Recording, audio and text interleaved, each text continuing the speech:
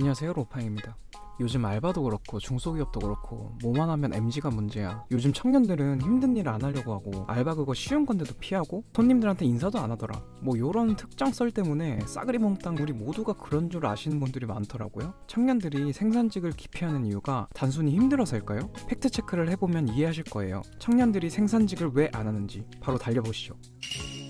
중소기업 대부분의 생산직은 최저임금 수준 또는 그보다 조금 높은 수준으로 형성됩니다. 근무는 3교대 또는 야근, 주야 전환, 주로 서서 근무하고요. 거의 단순 노동의 반복입니다. 단순 노동을 해보신 분은 공감할걸요? 저도 군대 전역하고 복학하기 전에 시간이 떠가지고 앨범 만드는 공장에서 한 달 일했거든요. 출근하자마자 하루 종일 앨범에 있는 금형을 끼고 풀 바르기의 반복이었어요. 일하면서 시간이 진짜 안 가고 정신적이나 육체적이나 피로가 굉장하죠. 아무 생각 없이 멍하게 작업하다가 손이라도 다치면 큰일이고요. 그리고 돈도 사실 뭐 이거보다 좀 더 받고 싶죠. 대기업의 직접 고용은 드물고 대부분 하청이나 파견업체 소속인데요. 계약직이나 단기직 비중이 높으면 당연히 퇴사율도 높죠. 일하다가 사고라도 나면 회사에서 과연 책임져 줄까요? 책임 회피 구조가 많아서 산재의 위험성도 스스로 부담해야 합니다. 물론 안 그런 회사도 많죠. 예전보다는 생산직에 대한 사회적 인식은 많이 좋아졌어요. 과거에 우리 부모님 세대들은 자식들이 이렇게 힘든 일은 못 시켜 라며 오기야 금이야 키우셨는데 지금 어떻게 됐죠? 집에서 노는 장기 백수가 많아지니까 생산직도 근데 나름 괜찮은데? 우리 한번 나가서 힘든 일이라도 해볼까?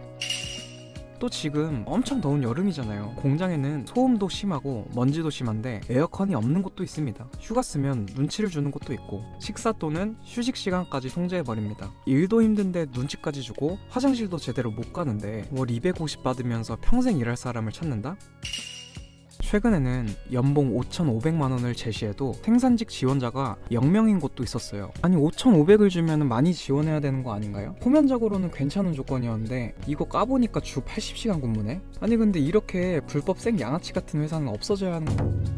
이 기준을 적용해보니까 주 40시간 연봉이 2,300입니다. 누가 인생을 갈 정도로 힘들다고 주 80시간을 일합니까? 제발 생산직 청년들이 안 구해진다고 찡찡거리지 말고 FM대로 꼼수 부리지 말고 줄 건 주고 책임질 건 책임져 주시면 생산직 다 하죠. 일 힘든데 잘 챙겨주면 누가 나가겠습니까? 요즘엔 진짜 불경기라서 일자리 구하기 하늘의 별 따기인데 유독 생산직을 기피하는 이유가 있다는 거죠. 이제 세대가 많이 변했으니까 사장님들도 인정하시고 변화에 적응하셔야 됩니다.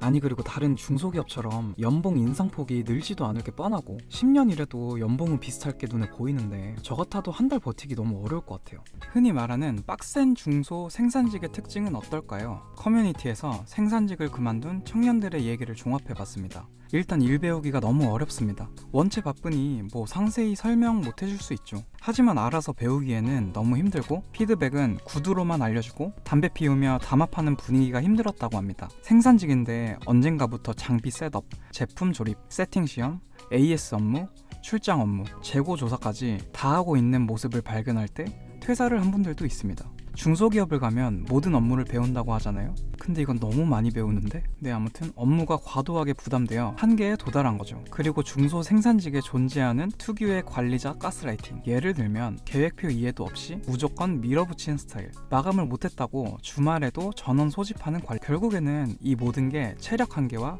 모호한 업무로 퇴사를 결정하게 되는 시스템입니다. 반대로 오래 일할 수 있는 중소 생산직들은 어떤 특징이 있을까요? 일단 정확하게 업무 루틴화가 잘 되어 있죠. 같은 동작을 반복하지만 내 일은 정해져 있으니 적어도 정신적 스트레스는 덜하겠죠. 거기에 상여금 구조에 맞춰 출결과 생산량을 관리. 찾아보니 3개월 개근하고 야근 5회 이상이면 상여금 50만 원을 주는 중소기업도 있습니다. 주말 휴식, 칼퇴근을 보장해주면 반복적인 스트레스를 풀 시간도 충분하고 상여금과 야근 수당, 특근 수당 정확히 반영해주면 버틸만한 큰 힘이 됩니다. 일을 처음 시작하는 초보자 교육 시스템이 존재하는 회사는 능률도 오르고 일 배우기도 수월합니다. 너 옆에서 보고 따라해. 이거보다는 교육용 공정을 배치해서 입사 후 1, 2주 정도 가르치는 기간으로 분리 운영하는 거죠. 추가로 현장 안전, 복지에 투자하는 회사도 있습니다. 냉난방기를 설치하고 개인 보호 장비를 지급하고 적어도 일하는 환경에서 최대한 다치지 않게 보장해주는 노력은 필요하지 않을까요?